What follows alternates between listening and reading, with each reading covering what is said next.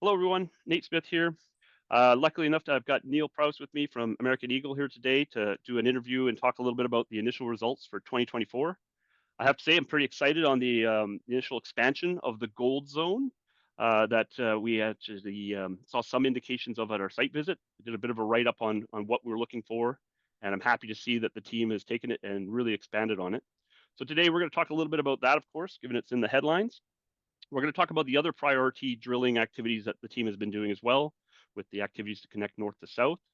We're going to talk about a little bit of the work that was done on the IP embayment, and then talk about the search for the high grade feeder zone, the jewel box, as it were. So with that, I'll kick off a plan share view to start the discussions. So hang on, I'll just share my screen, and we'll go from there. Let me know when you can see that, Neil. And thanks for making the time. Yeah, no, that looks good. Yeah, I can see it. Yeah, so I've just gone to the news release here today, and I've opened up all the different images so we can flick through and talk a little bit about each of them. But let's talk about this focus on the gold zone and its initial indications of what attracted the team to explore here, what was seen, and then subsequently made the decision to drill. I believe it's 19, 21, and 23 is what's in the reporting today. And then maybe touch on what you've done for now expanding it. It looks like you have three more holes initially out the gate here that are looking to be collared either in the same location or step outs from it. So yeah, with that, I'll hand it over to you and get your feedback. Yeah, so the plan initially was always to drill this South Gold Zone. We were really encouraged by what we saw in 2022. In 2023, with the single rig, our focus got diverted a little bit because we started to find such nice mineralization outboard of this zone deeper to the west, right? And that's why we drilled 17, that's why we drilled 8, 10, 11. And then continue to test to the west of the other known zone in the north with hole 12. Uh, Mhm. but it was always a strong intention to come back to this gold zone because we proved up quite a bit higher grade than was found historically, about 100 meters away from the best known gold zone mineralization from historical drilling. So when we collared a bit of a step back from the hole 2 and hole 1 in hole 19, the hole that was designed to traverse towards the embayment zone, we were again really encouraged what we found off the top.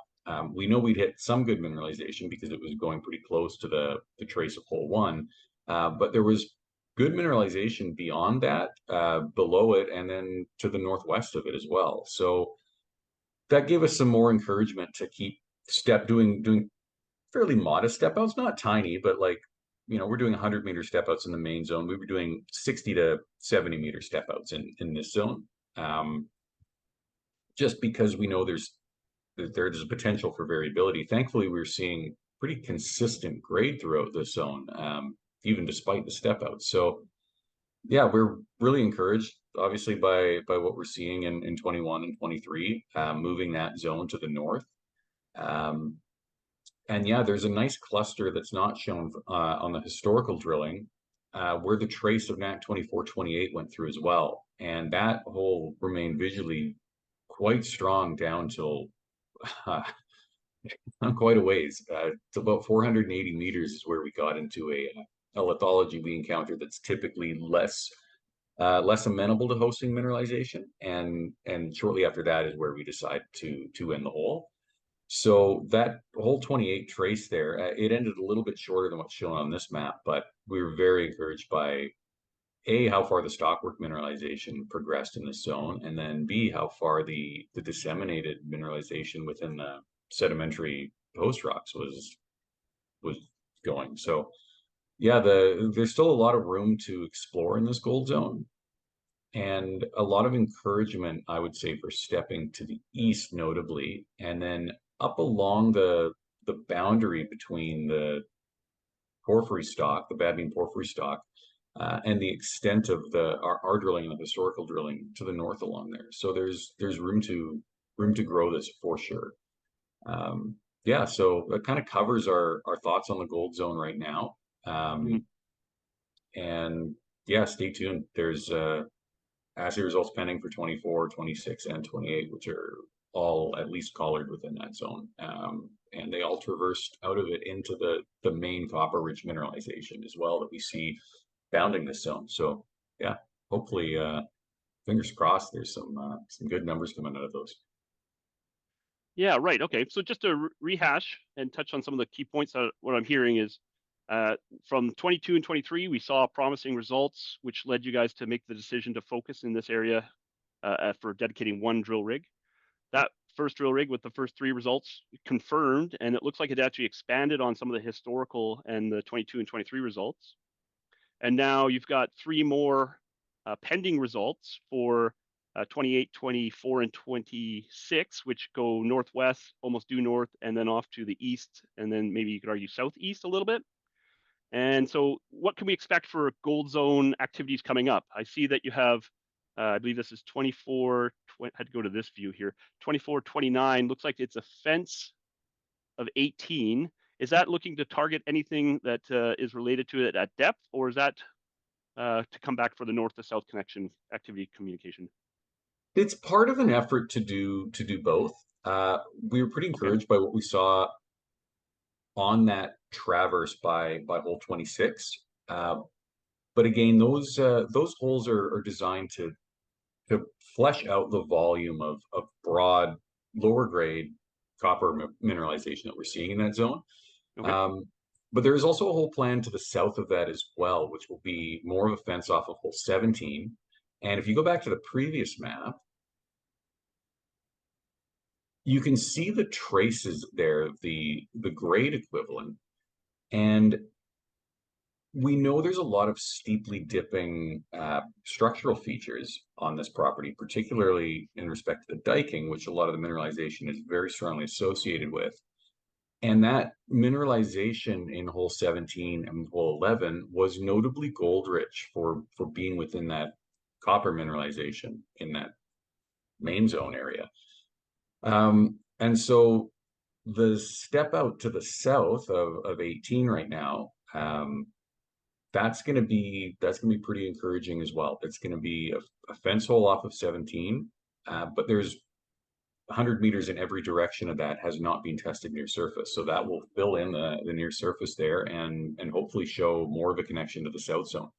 There's a chance as we get closer to surface, away from these dikings, we see a bit more stockwork developing. So yeah, there's a plan there to extend it to the southwest. And then it remains really untested near surface and at depth as we get further to the east. So yeah, that's why we're quite encouraged. And then shallowly to the north as well. There's very little information shallow to the north. So we have plans to do some shallower holes there within the zone. And the same for the south. We get a bit more control at depth from some of the historical drilling, but shallowly, you know, it looks like it extends, right? It's completely open below the best grade in hole 8 there, and there's to the south we got a long way before we've got any collars that are near surface there. So Excellent. Okay, so what I'm hearing is the plans for the gold zone follow up include expansion pretty much in all direction is what you're anticipating right now to. yeah, more modest, more more conservative step outs for sure in the towards the north and to the northwest, but there's a lot of ground open, notably to the east. We're pretty encouraged by it. Hmm. Okay, well, let's switch gears and talk about what else we see in the east here with regards to the results for hole 19, and we'll do maybe some discussion around identifications. Is like, yep, there's the stockwork zone. But then, can you comment on what led you guys to being so interested and perked up around the IP embayment? I mean, we're not hearing any more activities planned for it this year, unless you want to correct me if I'm wrong. But I can see why, based on some of the results at depth, why you're saying, okay, hang on, maybe this IP embayment target actually has something going for it too. Would you like to talk about that here? Yeah, so 19 obviously colored in the gold zone at the south and was very strong. Mineralization petered out a bit, and then we pretty abruptly hit a very silicified, thinly bedded, pretty distorted siltstone, possibly a silicified originally calc-silicate unit, which we've seen in smaller lenses in the main zone off to the west. And we hit a much larger package of it in 19. We don't have a really good handle on the geometry of this package as a whole. It's very distorted, so there's a lot of different angles to core axis within the bedding, so it's not immediately apparent from looking at those kind of relationships with the bedding to core axis. Hmm. Um, but it in drill core, it's a pretty thick package. When we got below this package of rocks, you can see the grade pickup, and there was some notably high spikes in gold grade down there, particularly within some sulfide and breccia zones within that. We did hit some mineralized conglomerate again, so we're seeing the same geology down deep, uh, kind of along the distal margins of the embayment zone.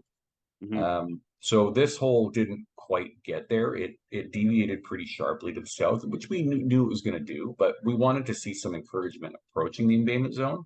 And I'm Right. pretty happy we saw what we did here. It's completely untested ground, and you're getting quite a distance away from the porphyry stock, yet we're still seeing mineralization there, notably chalcopyrite in breccia and in veins and in local zones of dissemination, very similar to what we see in the main zone.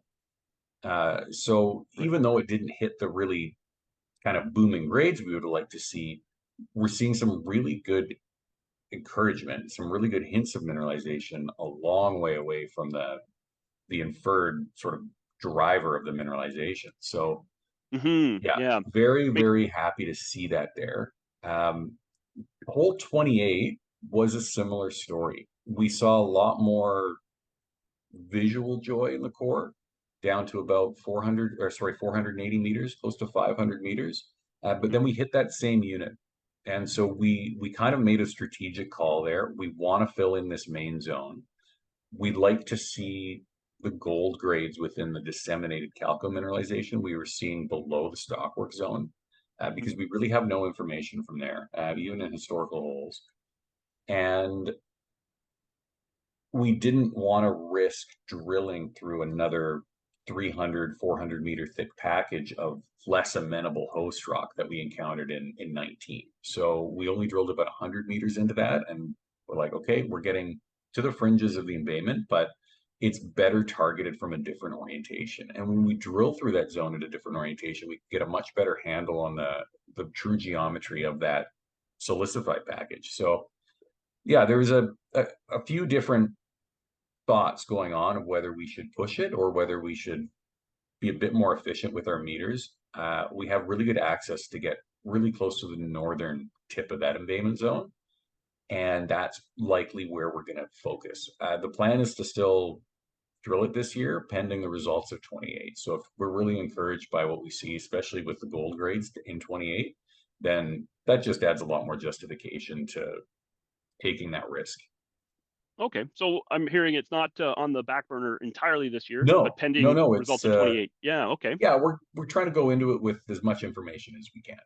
Yeah. And I suspect too, if we do see argument from 28 develop, that'll also help if it's a step out east, or if, where from the north are you talking? Like, would the access be developed?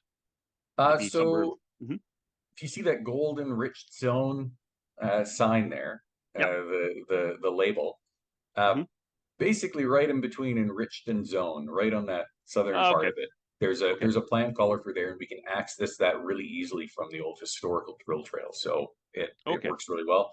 Right on. And then that's a location where we could drill a hole down to the southwest and a hole down to the southeast, and kind of maximize our coverage on that hole.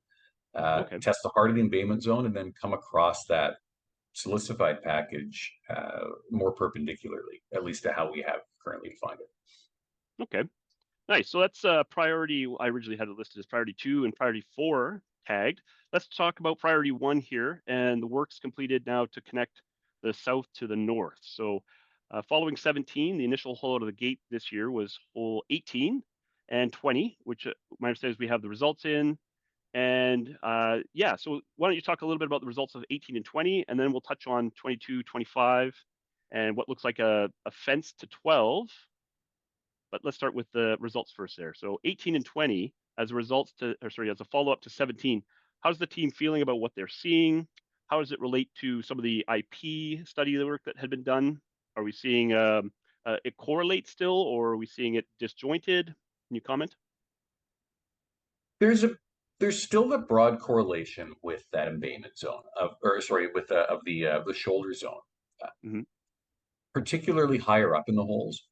We lose confidence in the IP, and most IP surveys, you lose reliability below 400 meters depth. So that steep projection of the shoulder zone might not be accurate. So you get to the boundary of your inversion model, and then it just builds on the current orientation of everything, right? And so a lot of these inversion models just will project steep surfaces Hmm. that fit with what we understand the porphyry stock to be doing. So we planned on targeting as such. It held for that's where the some of the best disseminated mineralization is along that shoulder, notably in hole 20, and actually 22 and 25 and 27 as we step to the north. But there's a chance that that shallows to depth or goes back, and that's kind of why we're drilling these fence holes as well to fill that in to get a better handle on what the IP signature is doing at depth and what the mineralization is doing at depth. So yeah, hole 18 and 20, they weren't obviously as booming as hole 17, but there's still a lot of encouragement in those holes. There's broad zones of nice chalcopyrite mineralization, and then there's some really, really nice high grade zones of semi-massive bornite veining and some really interesting replacement style mineralization. Really prominently down deep in hole 20. And that's some of the stuff we looked at on your investor tour, where we see Hmm. what look like possibly deformed or slightly flattened concretions, originally of carbonate mineralogy that have been fully replaced with copper sulfides. And then we see a lot of ground mass replacement as well in the sandstone and the conglomerates of bornite and chalcopyrite. That we're seeing coupled with some pretty classic skarn mineralogy as well. We see nice epidote mineralization and actually garnets, like really, really nice garnets. Um, and so we have this skarn style mineralization that we're seeing that can be some of our best grade down deep in these holes that we actually have not seen previously.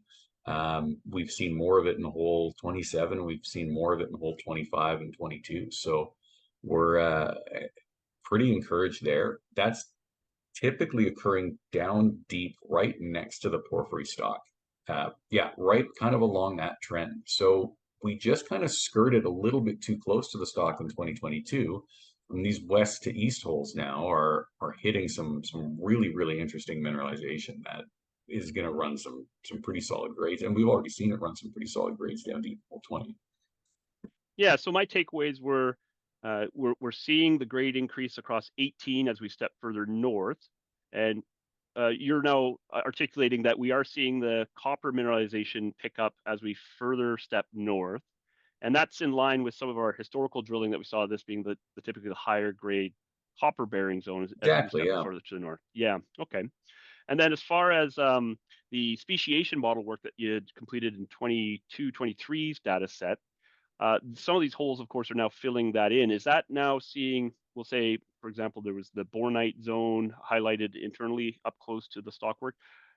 What we're seeing, I've looked preliminarily at some of the core results here that you guys also have now available on the site.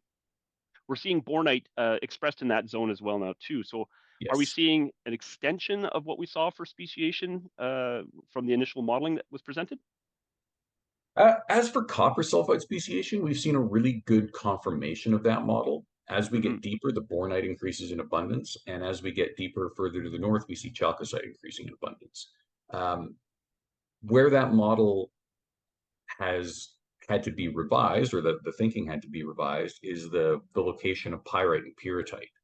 Okay. So we see pyrrhotite come in deeper typically, and we have these patchy zones of where we see pyrrhotite. In 2023, we didn't see pyrrhotite until we got deeper and further outboard for the porphyry stock to the west.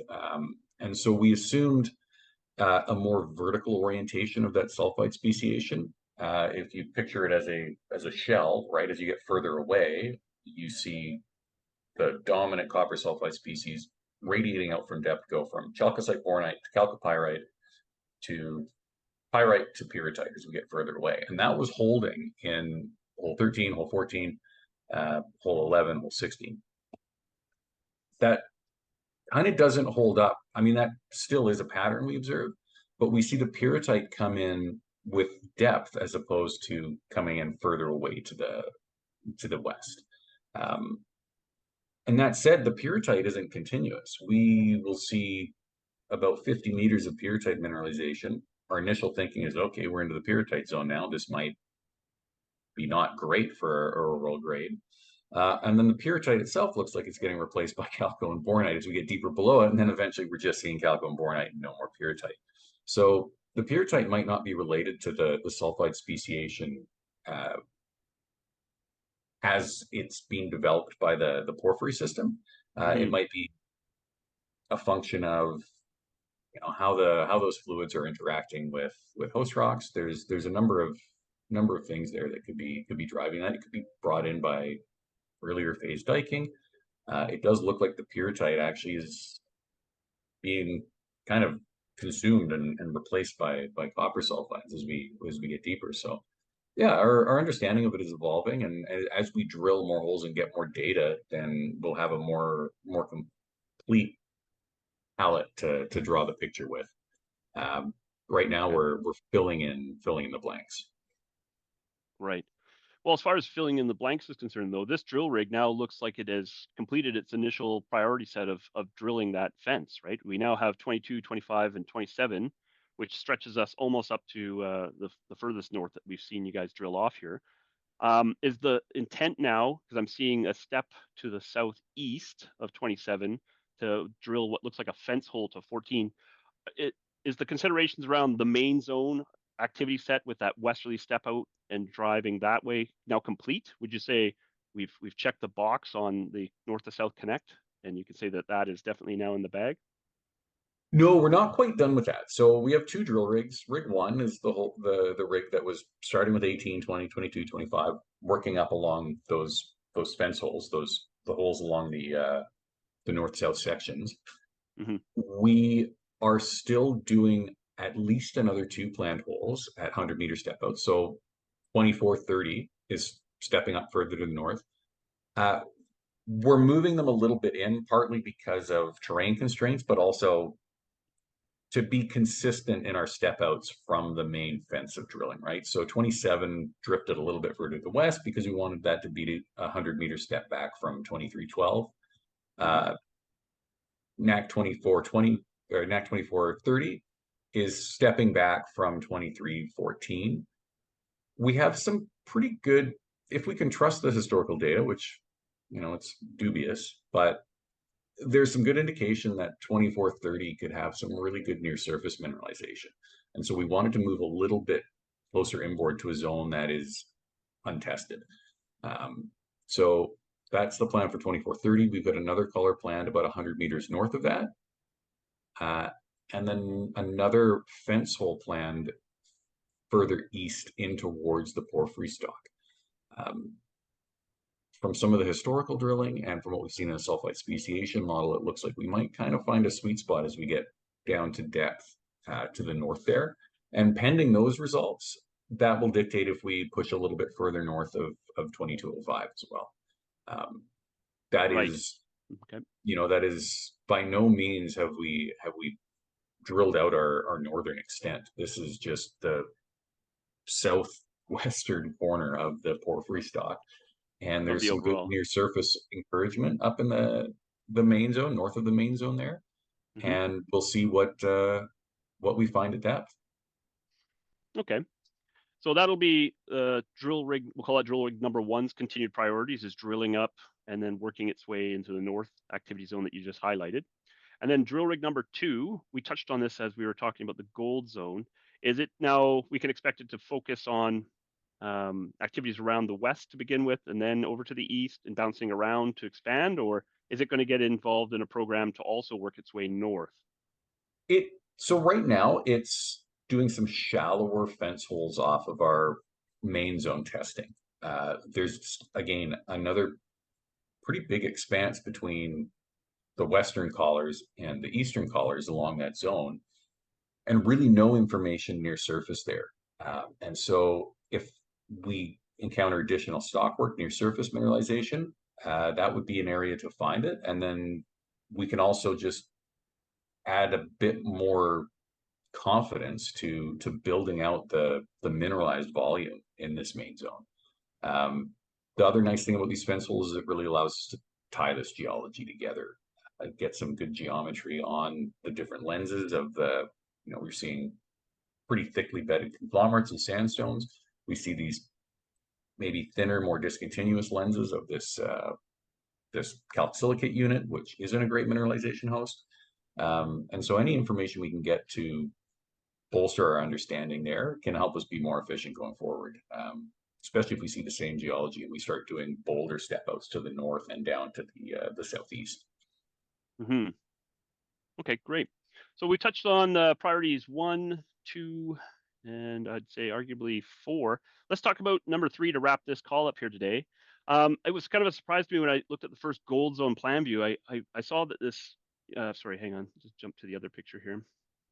The gold zone has, pardon me, the description of hole 4. However, it didn't show necessarily the extent of hole 4 as it jumping out at me. And upon realizing it's almost traversed the entirety of south to north. Can Yes. you Yeah. touch on how hole 24, and then I'll say it looks like 27 is now complete, because both of these are showing traces that are entering into that jewel box target zone area. Have we seen any development or advancement of the jewel box, we'll call it theory, or some of the results out of that area that we saw a little hint of from back in the day with 2312? Maybe you can elaborate there a little bit. Uh, Down deep in 25, visually, we've seen some pretty encouraging bornite replacement mineralization. Depth at hole 25 was quite there. There were some pretty compelling visuals out of that. Again, right, this has no bearing on assays. We know it comes with some copper. We use the XRF on site, so we have some pretty good handle on what we're thinking for copper numbers, but the gold is very difficult to get out of the XRF. So that Mm-hmm. can kind of be the kicker in these zones. And hole 24, we kept going until like we were still in mineralization at the bottom of hole 24. I think we just got into the porphyry stock, but we're still seeing some nice bornite chalcocite veining within it. Mm-hmm. Yeah, it was consistent with what we were seeing at depth in hole 12 and beneath down in hole 24. So some pretty good visuals. That said, assays tell the true story. But we liked what we saw, and we had enough encouragement from that hole to keep it going as a full traverse through that long section of holes. Yeah, it's actually quite the impressive length on it there. Drilled at 55, of course, in plan, it looks like it's stretched out, but yeah, vertically it achieved what for total depth there relative to surface? Was that around 700 or 800 meters total depth? Around 700 meters total depth, yeah. Okay, so yeah, relative to 12, it would still be higher up in and around some of that material that 4 and 12 crisscrossed. It looks like it almost hit it orthogonal. Did it happen to pick up any of the dikes that 12 or 4 had hit for working up some of the triangulation work to maybe figure out a little bit more about the orientation of the dikes? It did, yeah. We hit a nice intercept of that sparsely plagiauric dike with some pretty good calco and bornite in it as well. Right around where we would have kind of expected to hit it near hole 12 there. So yeah, it was good to hit. Be nice to see that continue at depth to the north. So 2430 would be pretty interesting. So 2430 is in addition to trying to target some of that surface you mentioned, stepping eastward, it's also benefiting from the target data generated, of course, from 23, 27, and 24 to work on potentially characterizing that jewel box target some more. Is that what I'm hearing for 30? Yeah, yeah, and like I mean, it'll help us understand how this jewel box zone will eventually be expressed. Are we going to hit a magmatic source? Possibly. It's Mm-hmm. we there is a secondary phase of magmatism that is driving some really copper enriched intrusives, and we see it at a variety of levels. So that would be fantastic. But then we're also seeing this really dense chalco and bornite replacement style mineralization in lithologies that are conducive to that, something that might have been a bit more of a carbonate rich protolith. So there's that potential as well. So those horizons, those are going to be relegated to sedimentary strata essentially. The more intercepts we have through those zones, the better we'll be able to target them in the future. So there's a few different options we have for some of this really high grade mineralization we see at NAK. Yeah, so that's kind of what's at the back of our minds while we're drilling these holes. Is there's a lot of information to gather from it, and yeah, it's just going to be applying that to going forward. Well, that's great. That's a great update, and I think you've done a great job of summarizing some of the results there in addition to the news release. So thank you for that. And I appreciate you getting into a little bit more around the strategy of what's coming up for going forward and what's driving that. So I think you've done a great job summarizing that today, Neil. So I appreciate your time. I'm going to wrap it up there unless you have any other remarks or comments you'd like to make. No, I think that's it from my end, unless Tony wants to jump in. But no, yeah, appreciate you taking the time as well to go through this. It's a big release. There's a lot of data in it, but there's going to be a lot more to come. So yeah, Yeah, I would expect now that we're into the swing of the season here that yeah, we can probably expect assays probably every 2 to 3 weeks, or if there's something that you wanted to pair with it, right? So well, that's great. I appreciate your update here for the kickoff of the season. This is awesome. Thanks a lot, Nate. Thanks, Neil. And just let everyone know, just to remind people, we're 5 holes in a 20+ hole program. We've expanded this high grade gold zone that we didn't necessarily know had expanded that much. And this gold zone is the key to unlock the economics of this whole project. So that is extremely important. It's why we put the information out in grams per ton gold equivalent, just so people can realize we have gold there. Despite us having the name American Eagle Gold, people kind of forget that. We are a copper play, but this high gold is going to be the key to this whole project. And look, we have over $12 million of cash in our treasury.